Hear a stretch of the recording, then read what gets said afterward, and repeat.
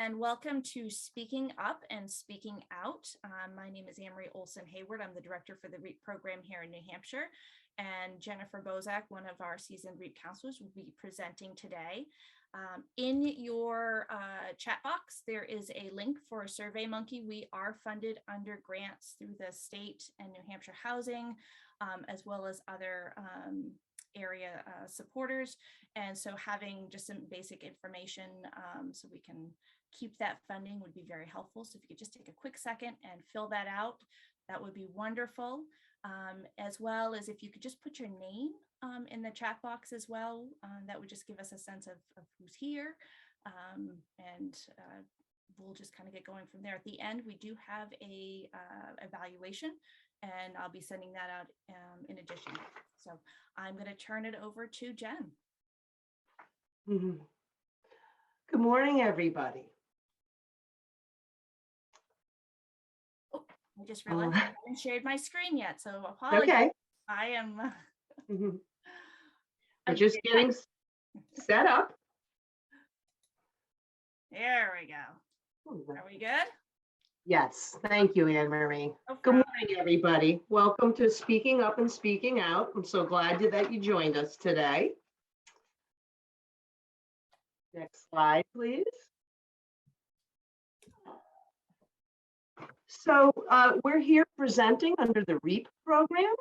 What is the REAP program exactly? It is a short-term referral outreach program that's unique to New Hampshire. It's an acronym. REAP stands for Referrals, Education, Assistance, and Prevention. And besides working with older adults within their daily life, REAP provides overall emphasis on mental health, cognitive issues, and substance abuse. REAP counselors are situated under each mental health center within the state.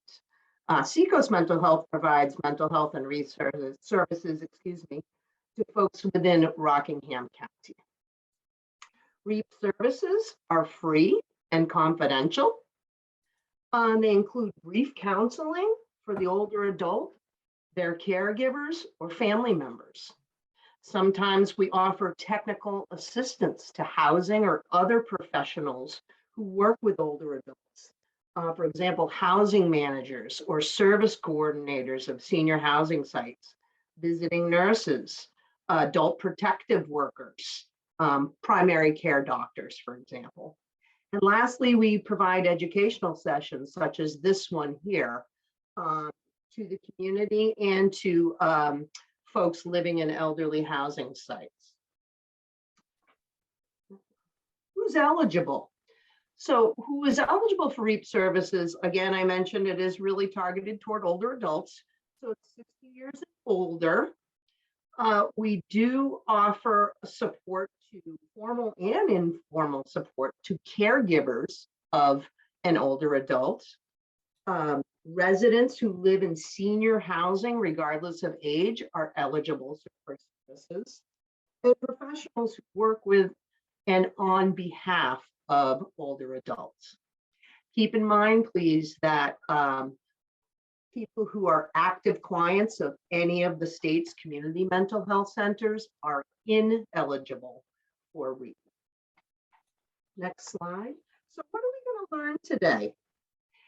Well, we are going to be learning, I'm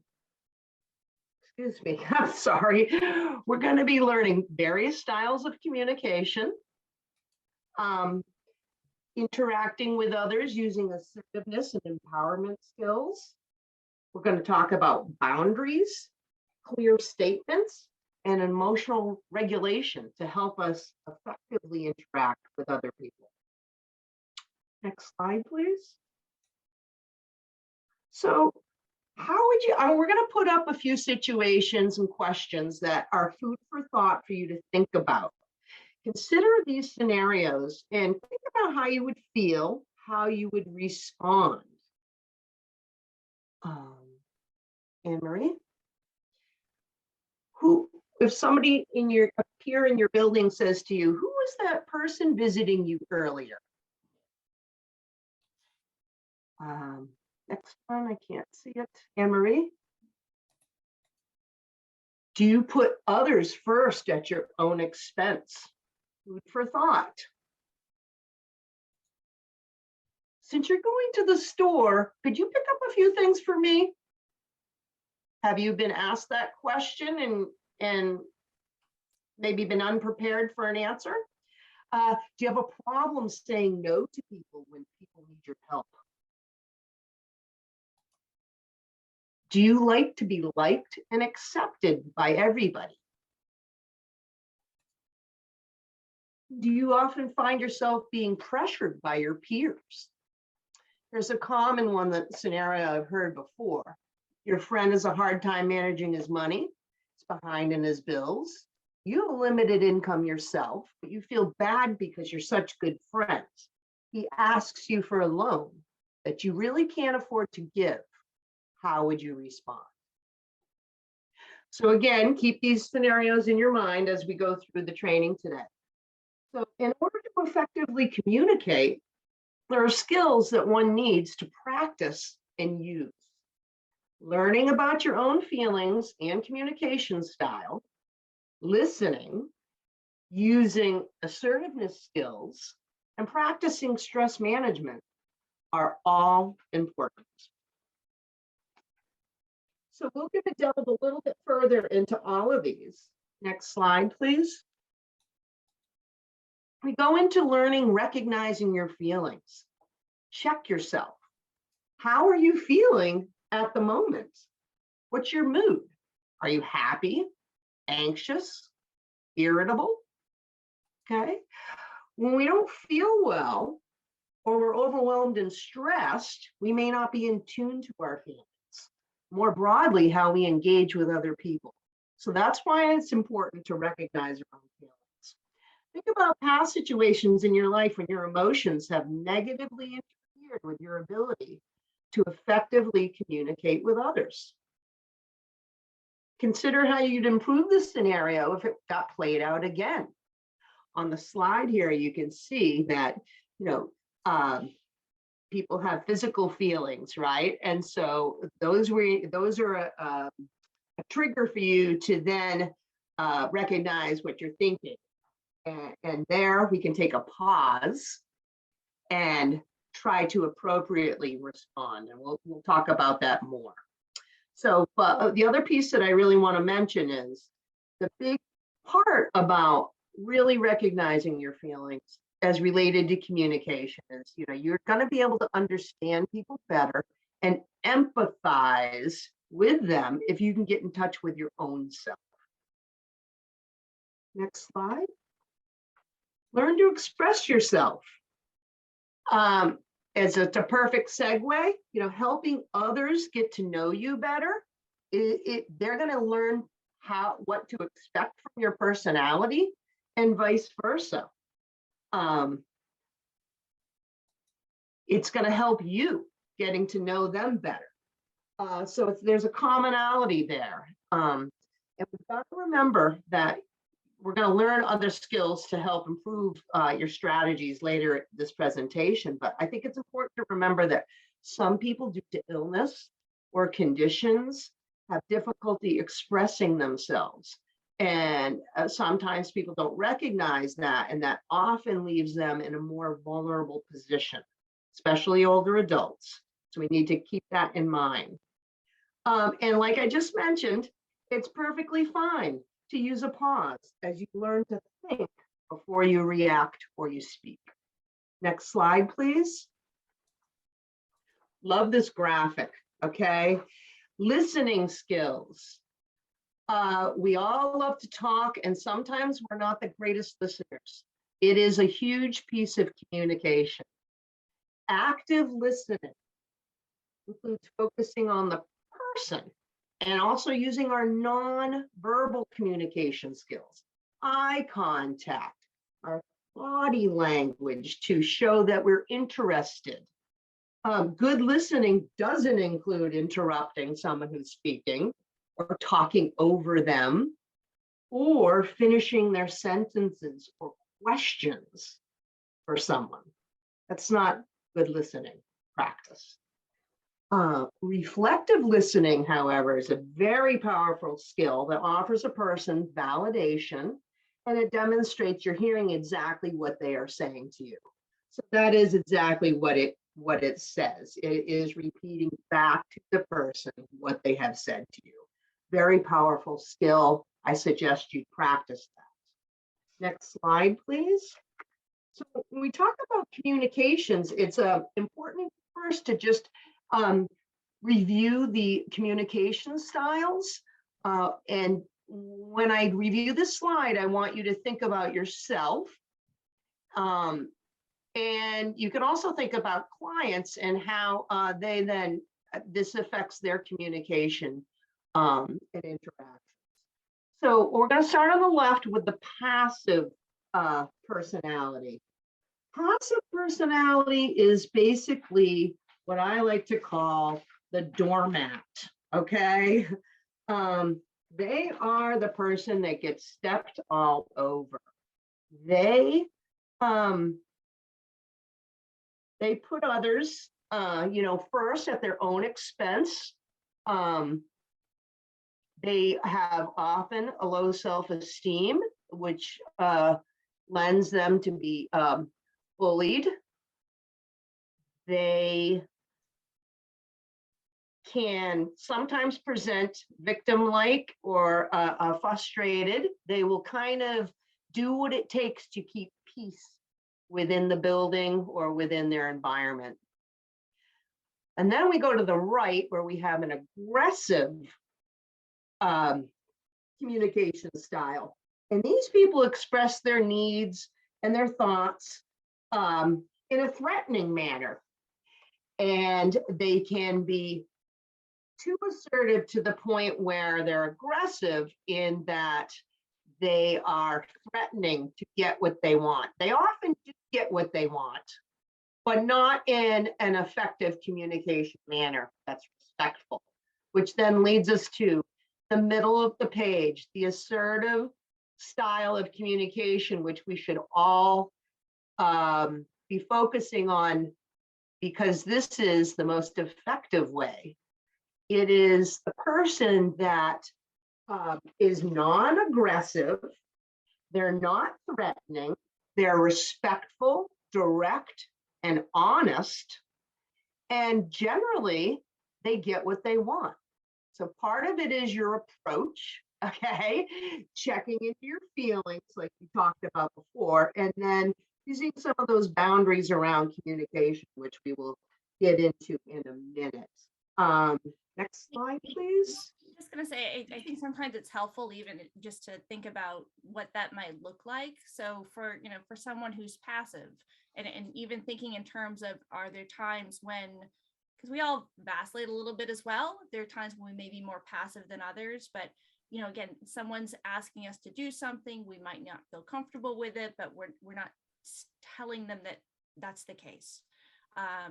Hey, I would love it if you would grab some groceries. Can you grab some groceries from me at the grocery store? And you're thinking to yourself, oh my God, I've got so many groceries I have to pick up already. And I've got this I have to take care of, and then I have to take care of it. I'm already feeling overwhelmed.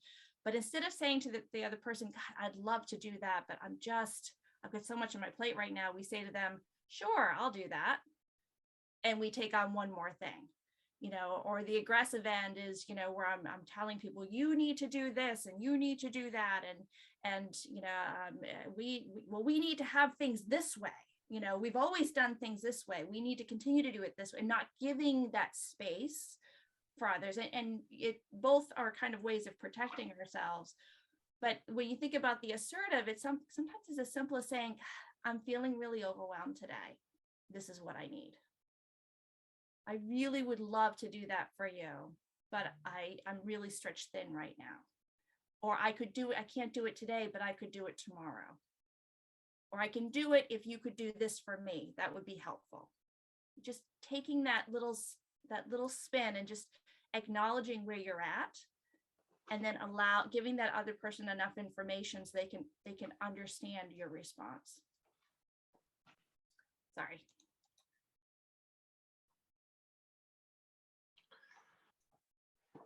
Okay, practicing self-assertiveness and self-empowerment skills. So we all have communication styles, as we just learned, and there's certain skills that can help us hone in on becoming more assertive and effective with our communication. The first one is an I feel statement. I feel statements allow you to share your feelings appropriately without using blame. So I'll give you an example. I feel so angry that my boyfriend made us late for the appointment today. Versus a non-blaming statement about my feelings about being late would be, I feel very frustrated and anxious when I am late for an appointment. Takes out the blame from the other person, and you're clearly and directly expressing your feelings in the moment. That is a very powerful skill. I would suggest that you all try it. I try it on a weekly basis. I still have to practice with it. An incorrect I feel statement would include still including the blame with somebody. I feel good, but my boyfriend, blah, blah, blah. So keep in mind that practicing I feel statements can be challenging at times, but using that pause that we discussed earlier to help you gather your thoughts before you verbalize things will help you. And another big piece about empowerment skills is the self-awareness. We talked about that a little bit earlier, and the mindfulness piece. So we know that if we're interacting with people and we've had a super bad day, or they've had an incredibly bad day, we kind of need to pick our battles. We need to be mindful that it might not be the best time to bring up maybe a disagreement if it's not appropriate at that time. The other piece that I think that we do need to discuss is, speaking of being mindful, is besides our mood, how are we feeling overall that day? Are we in physical pain? Are we having any mental health symptoms? So I think we need to keep in mind that, drugs, alcohol, especially for older adults, those can play into empowerment skills if they're misused. And REAP is happy to go into alcohol and medication misuse in any of our sessions, but it can impact communication. So keep that in mind as you work with your clients or in your own life. And lastly, practicing good boundaries. This is a doozy, and we're going to spend a little bit of time on that, because boundaries are those parameters that are unwritten in the sand that help us with our communication. Next slide, please. Symptoms of poor boundaries. Now, we've got a lot on this slide, but I am going to read down through these because they do feel that these can be very introspective for folks and help you establish good boundaries by reviewing the not so good ones. So, not knowing your own beliefs, your own values, having no real sense of your own identity, which we talked about before, will help you. So knowing that will help you establish boundaries. Not really having a sense of yourself is going to make it more difficult. This happens all the time, this scenario, agreeing to do a favor for someone when you don't really want to do it and then feeling resentful about it, okay? Maybe that's happened in your life. Telling someone what they're feeling, thinking, believing, thinking you know better than them what their reality is. And I would have to say professionals are the worst at that. So please keep that in mind. Dignity and respect. Pressuring someone else to do something they don't want to do. Terrible. We should never be doing that. Feeling responsible for other people's negative emotional state and then obsessing on how you can make them feel better. We've got to remember to give good service. We cannot be taking on people's emotions because that skews our service that we provide them. Invading people's personal space and privacy. This is a big one that I see in my job a lot because volunteers or paid staff work with my clients, and there's a very there's a gray area, as many boundaries are, but this one is clear to me, and people forget about that. Personal space and privacy is huge. Reading people's mail, again, asking who they were with the day before, those kinds of things. Not being able to recognize or accept another person as having a point of view, because it might mean that you're wrong or they're wrong. Not being able to recognize and accept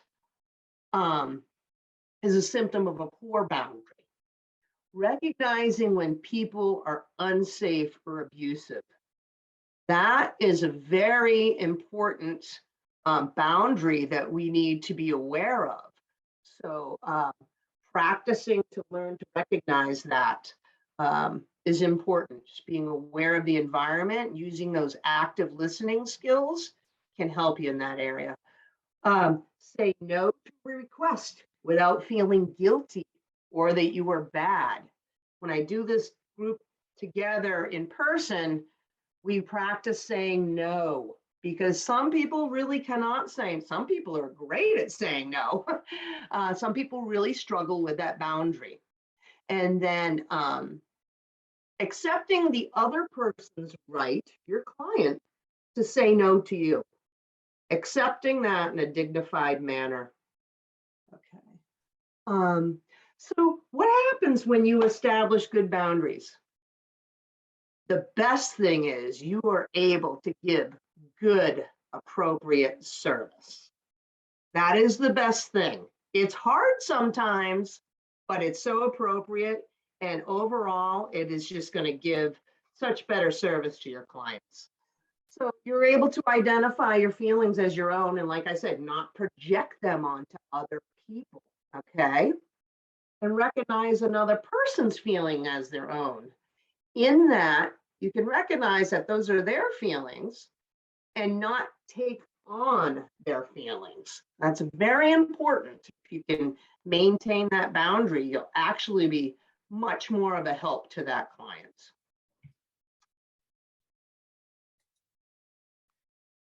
So you can recognize when another person is not treating you in an acceptable way. And then basically improve your self-advocacy, because when you realize that you're not being treated a certain way and you can communicate to them appropriately, you are just becoming your own best advocate. You're going to be able to distinguish between safe people and unsafe people when you have those boundaries and you're practicing them. And most importantly, you are going to be able to say no without feeling guilty. So I think when we talk about boundaries, there's so many variety situations. We have to remember what's an appropriate level of information that we're disclosing about a person or a situation within our professional realm. Again, that definitely lends into our boundaries and even being mandated reporters. Respect other people's rights to privacy, including their inner world of thoughts or feelings. I've had professionals look at someone's journal that they thought was their own. I've had all these scenarios as a REAP counselor, and boundaries are something that need to be revisited, in my opinion, on an ongoing basis so that we can provide the best communication we can without getting stuck in that gray area, so to speak. Next slide.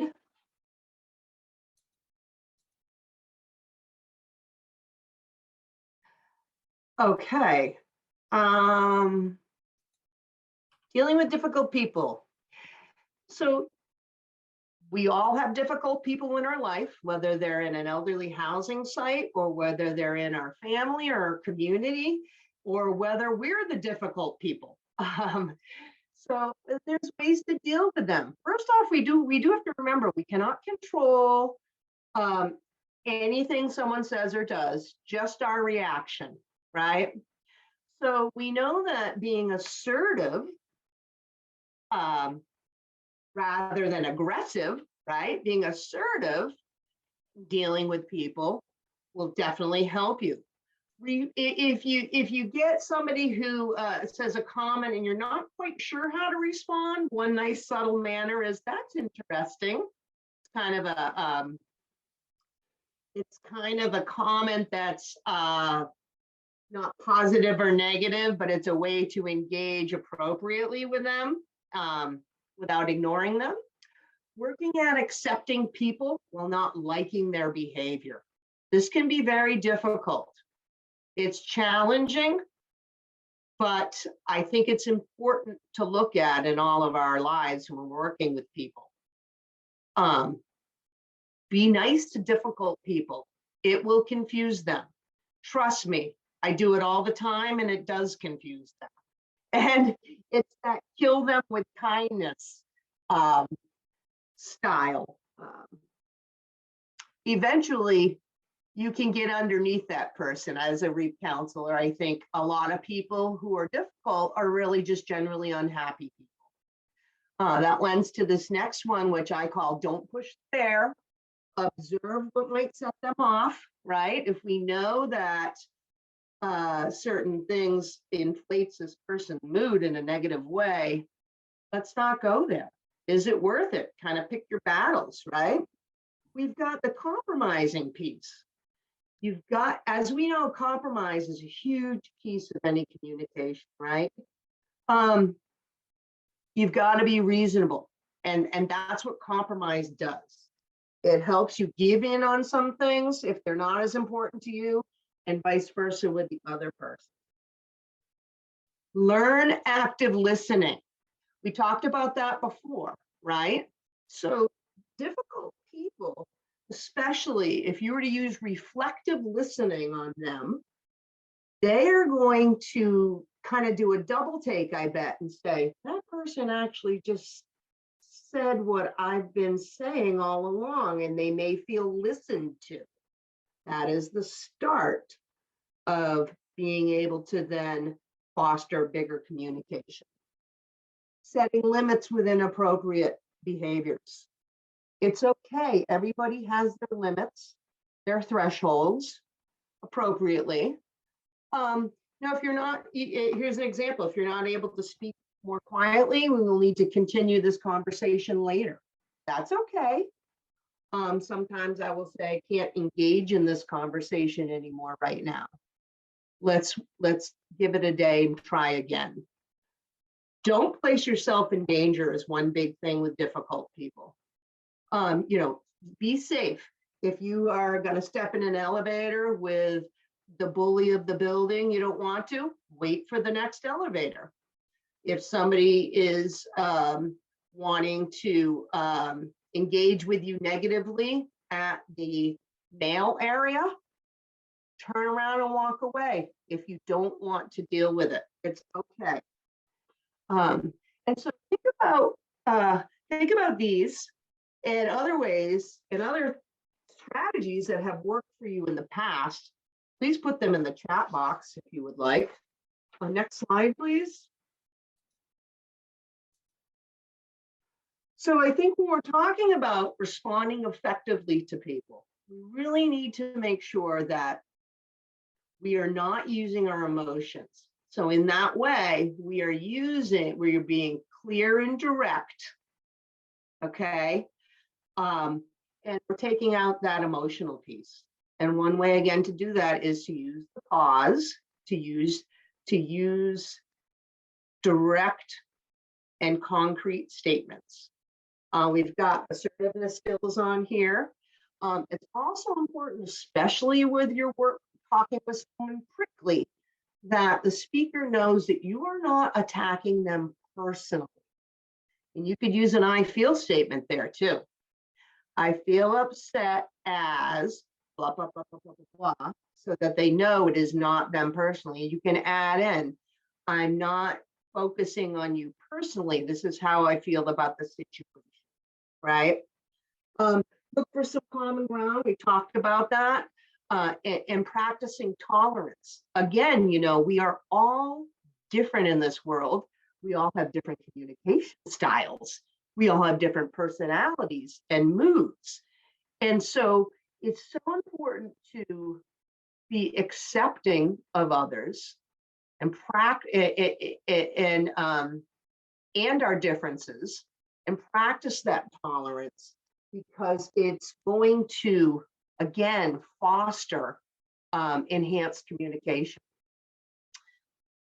If you're knowing your rights is another, it's some way to respond effectively if it rises to that level. If you are feeling like you are being bullied, there are processes within housing and to help you. And then also, bullying is illegal in the state of New Hampshire. So if you need police assistance, that's what you would do.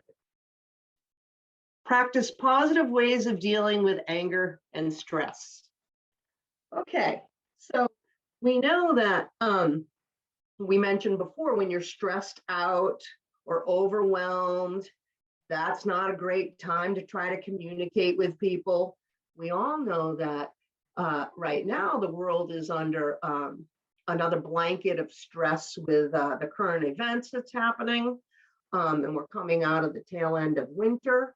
So it's so important to practice these relaxation and skills to keep us maintaining, so that we can then focus on communicating with other people. So recognizing, again, that self-awareness about your body, right? If you're stressed out, take some deep breaths. It's okay. Think about what you're going to say. Try to do that pause, right? Or you can simply walk away. Everybody, I'm sure, that's listening has their own way of dealing with stress. I threw on a few here that might get some of that kind of tension out of your body. Exercise, vacuuming, doing the dishes, sweeping or raking the yard, talking out that stress by talking to a friend. I've got people that sing when they're stressed. Playing music is a great way, and always using your spirituality as a point of Anne-Marie, help me. as a foundational piece. Thank you very much. It's always with you, and that can be very positive. I think the mindfulness skills, again, staying in the moment and helping keep that stress level down. I threw in practicing random acts of kindness, because those, again, decrease stress and enhance positivity. And also, that's a great way to start communication. And so think about for yourselves, what are some of the ways that maybe you use to help manage stress and calm yourself down that we haven't talked about? And feel free, to throw those in the chat. I love that you have exercise up there, and just the physicality of it. I know there are times when I've had stressful events happening. Sometimes it's with other people, and we're always great about, like, we have those conversations in our head, which isn't necessarily the best way. But I know that there have been times I've gone out on a run, and oh, best run I've had. All that energy just went into the running. Or if you've ever had like scrub something and you're putting all of that tension and energy into the scrub, things are so clean afterwards. So finding those things that you really can take that pent up energy and get them out and release them. Yes. So when you go to have that conversation, you're right in that space. I love someone here has put in drumming, which is awesome. That's a great one. Praying, yes. Paper quilling, very interesting, Tara. I love that. Walking on the ocean, relaxing drive, favorite music. And this, I won't spend too much time on it, but if you cannot do the walk on the ocean, you can use guided imagery to help you relax. Any of those apps on your phone, right? Oh, guitar. Playing guitar, wonderful. Instrument is a wonderful way to redirect your mind, or like Anne Marie said, any of those tasks we need to get done. They seem to get quickly done when we're stressed out sometimes. And I love, Karen, you put down music. I recently was introduced to Spotify, which I had never used before, and they have playlists that you can put in, music to clean, music for concentration. I'm sure there's some. I bet if someone put in something around music to distract, you could probably find a playlist that would then help you. Yes, that's a great suggestion. Play, technology sometimes can be a good asset. Play around with it. And just quickly before we finish with this slide, because I see the word, we've got to remember alcohol. Alcohol with older adults, it is a depressant in itself. And we need to be mindful of standard drinking for older adults and how that can affect any depressive symptoms they may be having. So just to throw that in there. Next slide, please. So practicing in your daily life, fostering that culture of positivity, it's only going to help any interactions with folks that you have, and you are going to feel more fulfilled. And I think we need to start back with, even if it's just a smile to your peer in the assisted living.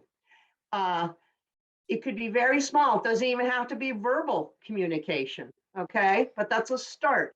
And it's going to infect and impact the culture of where you live, your home. And so practicing these effective skills to communicate better can be challenging. I'm challenged by I feel statements, or Anne Marie and I were talking about the pause before this training. And so practicing is what is important about today. So if you've learned anything, maybe you've learned a little bit more about your own communication style and how to improve that. And also how to be mindful of boundaries when you're working with folks, and how establishing good boundaries can then provide the best format for care that you can give.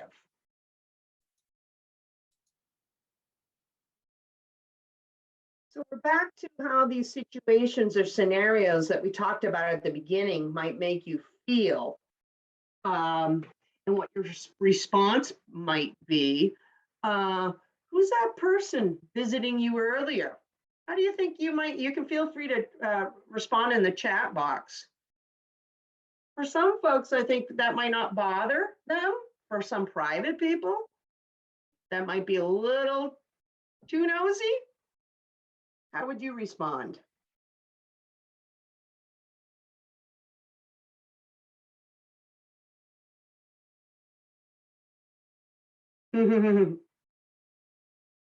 I would simply say, use the skill of redirection. Okay, if you have no problem saying who it was, great. You don't have to share your innermost thoughts and what you're doing with folks. You can politely say, that was a friend, and then change the subject or redirect the stuff. You could ask why, right? That might enhance. Why are you asking? Karen Morton just said, yeah, and that's going to start a conversation. There could be a very good reason why they were asking. So that can start communication. Okay, next bullet, Anne-Marie. Do you put others first at your own expense? That's the passive style. Do we have people like that? Doesn't mean at all it's bad or negative. In fact, those people have the hugest hearts, right? It's just they have difficulty with their boundaries and sometimes self-esteem, and that can hurt their overall ability to communicate. And I think this is one where it's really around, like what you said, Jen, about it's not so much a good or bad, it's being aware.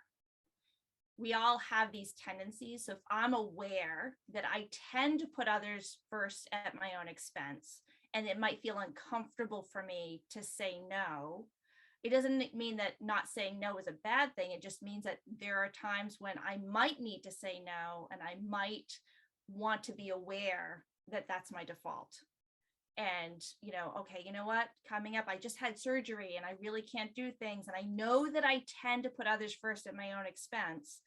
So maybe I might talk to some friends and say, you know what, I know I'm going to try to do these things. Can you be that little nudge in my ear? Or could you help? Because I know that this person tends to ask me a lot. And usually I don't mind, but it's going to be really hard for me to say no. So thinking a little proactively, if you're aware of where your tendencies are. Since you're going to the store, can you pick up a few things for me? Sorry. You're okay. Any responses or ideas on that? That's a common one that I hear from my clients. I hear people get frustrated and still help their peers. I hear people say, I'm not helping them. I hear all types of situations. How would you respond?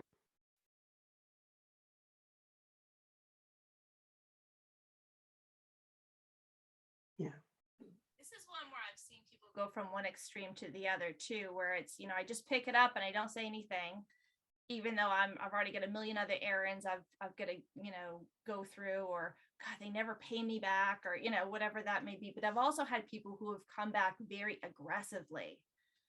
Well, go pick it up yourself. And so we make those assumptions around why the other person is asking, and we don't inquire more. So yeah, maybe there is something else happening in their life that we're not aware of. And instead of getting angry about it, maybe we should ask, or say, I even just express where we're at the moment. So it may not be that I'm stretched too thin. I just have a preconceived notion that they're lazy, or they always ask me to do these things. So being aware of where I'm coming from. Do you have a problem saying no when people need your help? Again, I think sometimes this can lend into, your upbringing, your values, your morals, sometimes your spiritual background. And so again, keeping in mind those boundaries are going to help you, Do you like to be liked and accepted by everyone? This is a description of a passive personality. That kind of person has more difficulty saying no when they need to, or speaking up against the speaker, because they want to be accepted. They want to be liked by everyone in the housing facility, for instance. Do you feel pressured by your peers?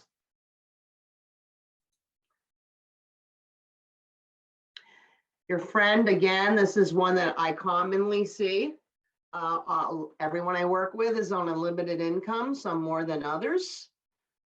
Friends borrow money from each other, so do peers, so do neighbors. And there's a whole variety of responses that I've seen to this. Again, it goes back to, who are you putting first at your own expense? Think about your style. Think about what your parameters are that you would be willing to do or not to do to help this person. Without guilt, you can say no. I love this. If any of you have seen, as it Susie Orman, who's the big financial, you see her a lot on PBS. She actually is I think her bachelor's degree is in social work, and she talks about the emotion of money. You know, there's a huge emotional component with when money is concerned, and so not giving money that I can't afford to lose. Anytime you loan someone money, it should always be with the idea that if I don't get it back, is that okay? If it's not okay, I probably shouldn't be loaning it. So being aware of that emotional connection there. Yeah, I love whoever wrote that. Somebody wrote, I'm honest and say my income is limited. Honest. So I can only give you a designated amount at this time, but I am not a bank. Ooh, Karen, great.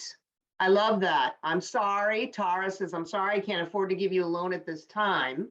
Ooh, I love this. But if you like, I can help you with a budget. That's a wonderful answer. I always Great. had a rule with my kids, and I think this also works well with our loved ones and neighbors is, if maybe I can't afford to give the money, maybe I'm okay with doing that. And so I say, yeah, I can give you the $50. And, this is when you pay me back, that's great. But, I can't loan any more money till it gets paid back. So being clear around the parameters. Yeah. I'll loan you money whenever you need it, as long as you pay me back. You don't pay me back, there's no money for me to loan again. Yeah. So thinking in both of those terms. Right. And that's why it's so important to be practicing boundaries for yourself. So, and knowing what your own parameters are, so then you can say those things without feeling guilty. Yes, I like that. Okay. Okay, well, it looks like we are at the end of our presentation. I want to review quickly 2 resources for you in the state of New Hampshire.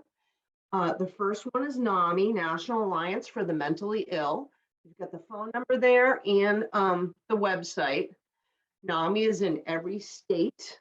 It is a resource I often give to caregivers of my REAP clients because of the support and the education. Their website is awesome. They have a support number for families even. So NAMI is a great resource to give folks. The other one that I'm happy to present is a brand new resource in the state of New Hampshire. It's a centralized phone number access point called Rapid Response Access Point. And the phone number is listed, the website as well. It is run by Beacon, and it is a hub in the state. So if you or someone else you care about, love, is having a mental health or substance crisis abuse, you can access that number and they will give you support. And then if you need, they will send support from your local area out to you. So that is a number everyone should know through the state. It's fantastic that the state now has that for everyone. So I would just like to say thank you so much for participating today. I appreciate your time and all the comments. And certainly we're always wanting to improve. So if you have any other comments about our program, please let Anne-Marie know. And again, thank you for your time. So we do have about 10 minutes left for questions. So if anyone does have any questions, we'll be here. Please feel free to put it in the chat box. I did put in the link for JotForm. If you could just take a moment again and just do the evaluation.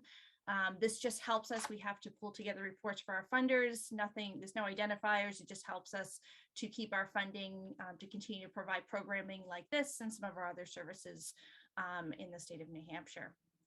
So let me just try and put, oh, you know what? Everyone. That means when I put in the registration form earlier, that didn't show up either, did it? Because I had it down for the wrong people. Oh, okay. Give me one hot second and I will put that up there as well for the registration form. I didn't have my coffee this morning. All right, so there'll be two forms in there. One is the JOT form, that's the evaluation. The other one is the Survey Monkey. That's just the demographic information. I keep them separate just so that there's a little bit of anonymity there. But both are very helpful for us in terms of our reporting and our funding. And certainly if you have any questions, please let us know. We're here, we'll be around for another few minutes and can answer any questions or feedback that you may have.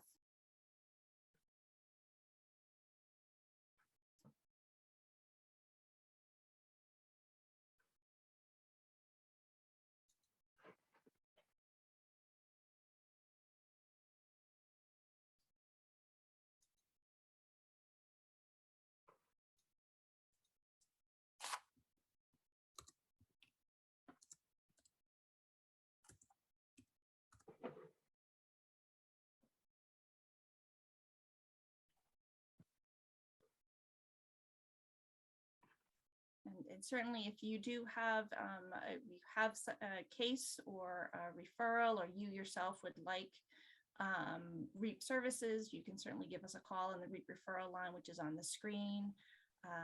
And that's checked every day. As well, in the evaluation form, it also asks if you're interested in REAP services. For those of you who may have more than one person at your site, if you just hit submit at the bottom, it will pop that form up so that everyone who's present at your location can complete that for us. I will send out the slides and some additional handouts in the email. I know that Rebecca has all that information, so I'll send those out to everybody. But thank you so much for joining us today. We look forward to hearing from you. Have a wonderful day.